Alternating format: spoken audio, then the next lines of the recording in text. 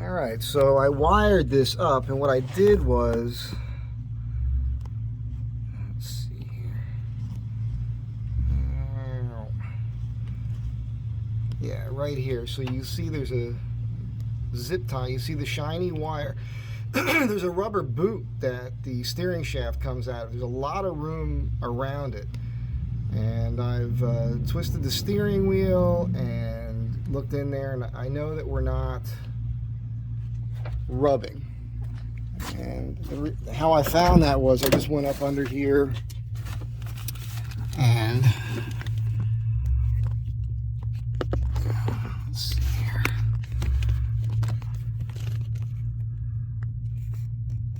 Can we see any of this in here? So the wire's up top here, and it's coming through this steering shaft thing here. There's a boot here. I'm going to put it back. I moved that out of the way this morning, and I saw the light coming through. And I know a lot of people are going to say, don't do that, but it's not rubbing. I could unplug it. I ran one of those magnetic, it's hard to see everything here because I know, but there's one of those magnetic things up there with a zip tie. And then the wiring's tucked over here for now. I'm going to zip tie that nice and neat. And I did a switch here, which is not a super neat installation. It was tedious. I didn't really have the proper tools, but it's right here on the dash now, and it does work. Vehicle does not have to be on to turn the light on, which I kind of like that. So hopefully you can see that. Make sure that that's off. You know, I had to remove so much inside here. I ended up wedging electrical tape on the side of the little barbs that this clip clips to the bezel with. And you can see I got a little Dremel rub. It is not perfect, but first glance, it's not terrible. I'll get another one of these plugs from the junkyard. I'll get another bezel from the junkyard. As you know, there's a couple cracks. There's one over here. There's one over here. There's a piece missing there. So, you know, at least that part's done. Still want to go drilling holes right now.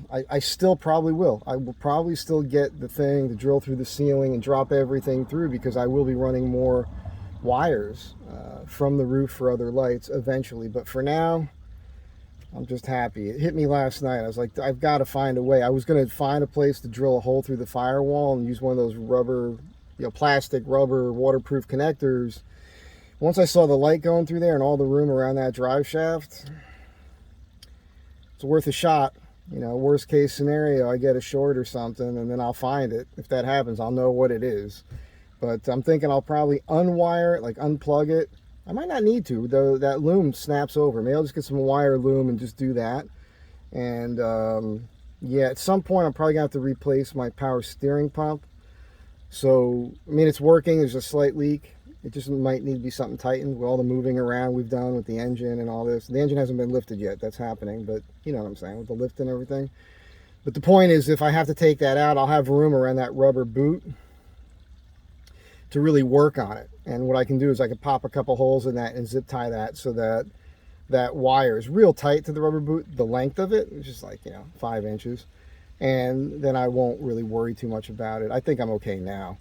So I'm pretty excited just to have it done and buttoned up.